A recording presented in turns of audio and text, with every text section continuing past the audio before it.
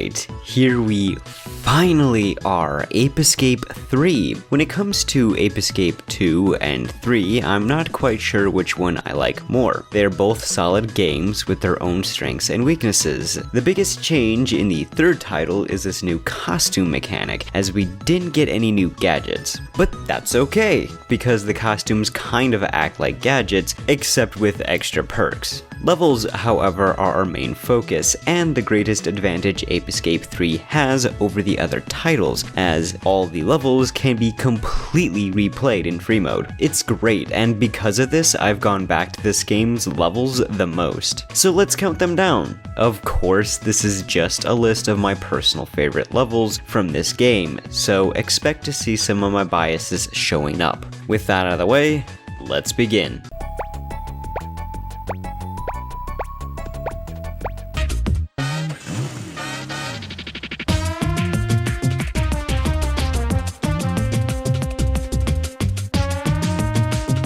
We're starting off small, and by that I mean this is a rather tiny level, but that's okay. The layout of Banana Heat is simple, but I quite like that. Its focus is around a lot enclosed by a road with a few buildings on the outside of said road. As an introduction to driving, I like that the track is just a circle. At the same time though, I'm not a huge fan of driving in this game, and that's the only part I don't care for in this level. We have plenty of small, charming sections here for me, like the Superman reference. The bank robbery is entertaining. And then we have a Charlie Chaplin ape, which is rather neat. However, my favorite part of the level is the football stadium. First off, it's kinda weird to see a football stadium in a platformer, and second, I find it fun to chase down the apes here. On top of that, the atmosphere is quite energetic, which I enjoy as well. Anywho, this is one of the first levels that enters my mind whenever I think back to this game.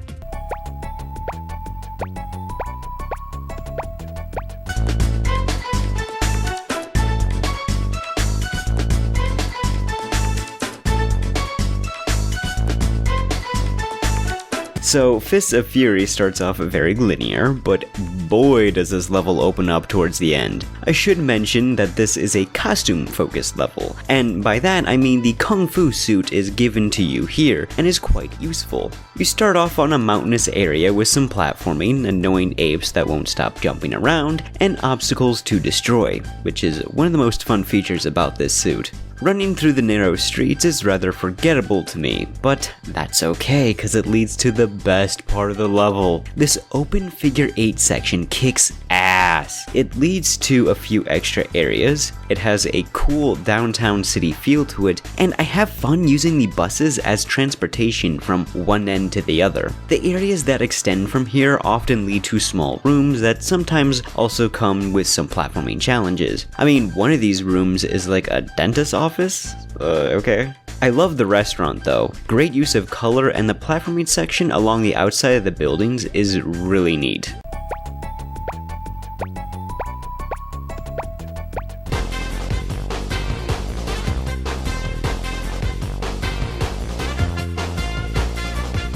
The big theme holding all the levels together in this game is the fact that Specter and his apes have taken over a film studio. And so here we have a level based on a studio that I think is for commercials? Because of its theme, this level is mostly composed of small sections that come together as a greater whole, which is also how the next level on this list is going to be as well, but we'll get to that when we get to that. Let's get the worst part of the level out of the way first, as I hate that robot section. The robot has awkward controls, and I don't find this layout to be all that interesting. On to the good. Past that though, the level gets great, like this spot with the sideways buildings, which is a platforming aesthetic I really like. I don't get why the ape in the exercise machine is still stuck in it, but it certainly makes for an interesting ape and backdrop. And then of course you have the moon section with one of the easiest apes in the game to catch. While this level isn't amazing, it still stands out in my mind, and I really appreciate them doing something a bit more creative here.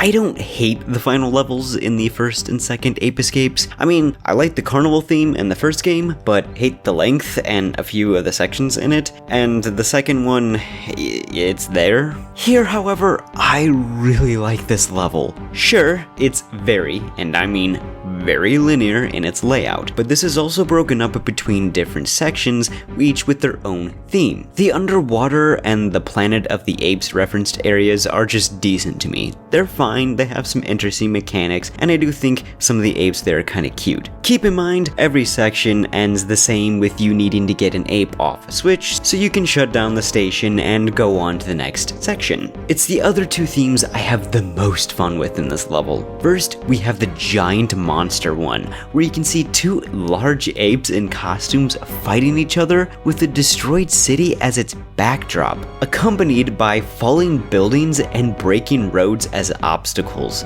It's great! Second, we have the Star Wars level, which of course references the original trilogy, and there's even one little 2001 A Space Odyssey obelisk reference. You have some neat platforming challenges with moving meteors, shifting satellites, and this thing with an ape at the center of it, which can be a bit of an ass to get to and catch. No joke, I think the ships and the little Death Star look really neat. I'm not sure if those like Starship Destroyer lasers can actually hit you, but having a Darth Vader looking ape is adorable. So yeah, for a final level, we have daunting music, engaging platforming, and it still fits with the game's overall theme.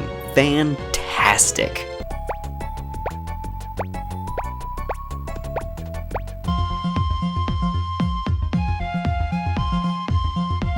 Unlike KH3, climbing up a mountain in this game is actually fun. When I first played Ape Escape 3, I wasn't quite sure what to expect here. I liked the waterfalls, climbing up the vines, and putting the Skyflyer gadget to use. At the top of the mountain you reach a temple, and this is where I started to like this level. Solve a simple puzzle and bam! You're in this mythical sky temple. Not only does this place look cool, but there are also a few branched off sections that are a bit risky and offer little in terms of reward, and the temple itself can be climbed from almost any angle. Admittedly, the flying apes who travel around the temple can be annoying to catch sometimes. You even get to hang out in this little observatory-like room with a centaur ape. It's far from being a complicated level, which is why I don't have too much to say about it, but I love the idea of a level acting like a little adventure. You climb up a mountain, solve a puzzle, and reach a temple in the sky.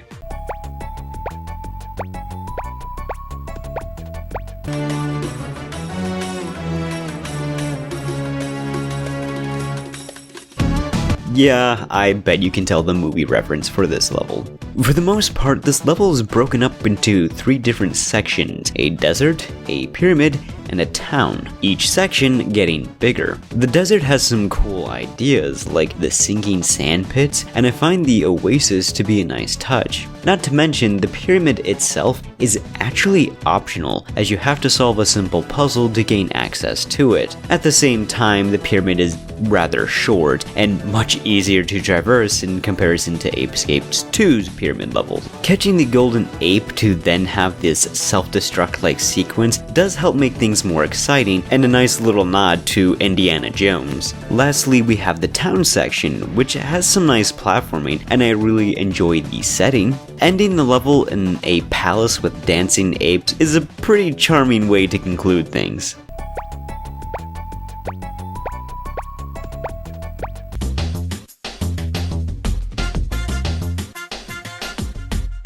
Maybe it's just me, but I wish more platformers had airships or plane-like levels. The concept just makes sense, as being so high up in the air creates a natural bottomless pit-like scenario. So yeah, you'll be jumping from plane to plane in this level, with a few larger planes to traverse around inside. Sure, at times depth perception can be a bit off for me when trying to jump from one jet to the next, but honestly, the worst part of the level to me is the tank section. Again, I'm not huge on the vehicles in this game, though the tank is one of the better ones. It's just not as interesting to me in comparison to the platforming. Also, I accidentally glitched the game out when recording footage for this level when leaving the tank. I don't know what happened here. There are two large plane interiors that I really like, such as the gears in the later plane, and then the giant yellow plane earlier on in the level. I love the casino in the yellow plane. Not only is it a fun looking place, but I think it's great that this is basically what the first class section of the plane is. Plus, slot machines can give you some good money.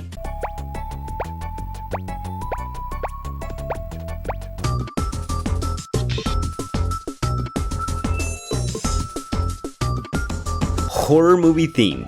Such a great idea. Now, because this level shows up early on in the game, it's not very long, but that's okay, as it leaves quite the impression. First off, what great music, and starting off in this late night street is such a good way to get you into the mood of the level. I wish there was more you could do at the small carnival, but I love this part of the level. It almost makes me think of Silent Hill 3. Even though it's small, the tree with all the jack-o'-lanterns is a very memorable section, and it's just cozy. However, the lake is so cool. It's constantly raining, there's a mansion with gravestones in the front, and there's even a Jason-like ape. Unfortunately, the mansion is kinda short. There are some nice bits like the devil-looking ape statues. I thought those were certainly different. The best part is climbing up the bookshelves and the floating furniture to reach the exorcist ape who's on this giant floating bed with a constant spinning head. The only downside to me is the fight against that robotic elephant. It's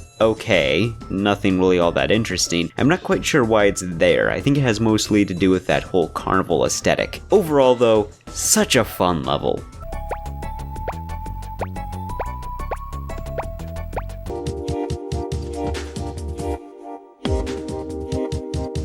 So, one of my favorite parts of 3D platformers is having levels that offer a good amount of exploration, and National Ape fits that bill really well. Most of this level takes place in an ancient ruin found within this tropical bay. There are some islands to explore, lone apes to catch, and of course old structures to climb around, all accompanied with a relaxing theme. Though we do have other areas to check out, such as this circular hut-like place with a boxing ring in the middle. I don't know why there's a boxing ring here, but I think it's great that you can travel atop the huts. Of course, you also have a jungle section that centers mostly around this river descending from a waterfall. I find it to be a very pleasant location, and it puts the water net gadget to good use. Now, back to the main area of the level. You can find these blocks to push that begin to reveal a large bridge that leads to a temple. Even though it's simple, I still find unlocking this bridge to be satisfying and rewarding to my exploration.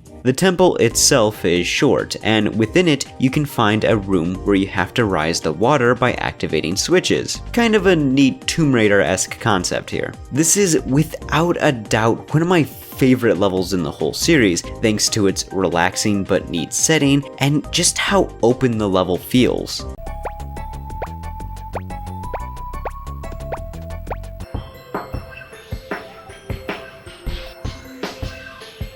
So, before working on this list, I had no idea what I would consider my favorite level from this game to be, as I quite like a lot of them. I think almost all the levels have their own charm, but eventually I did have to choose, and well, here's my favorite level, not only in this game, but in the whole series. It may be odd to have such a laid-back level at number 1, but the key reason I love this level so much is because of its atmosphere. The lovely music complements the late-night snowfall, while the evening setting helps make the red and yellow lights of the cabins and igloos feel so warm and cozy. Even though this is a short level, there are 3 main sections that stand out in my mind. First, we have the cabins that you can climb around while catching apes. With a larger cabin you can actually enter with a pot of soup at the center. Then we have a forest-like section with igloos scattered about that apes like to hide in. Lastly, we have this open area with a festival going on. There are stands to check out, lights bringing the area to life, and at the center a spinning platform with apes playing instruments atop of it. So yeah,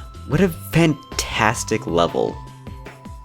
Well, that's my list, and by all means let me know which Ape Escape 3 levels are your favorites, as I'm really curious which ones other fans of this game like. Anyway, I'll see you guys next time, where I think I'll probably be doing a video on Klonoa 2, or maybe a review. I'm not entirely certain yet. Either way, that's the end of this, and I'll see you all next time.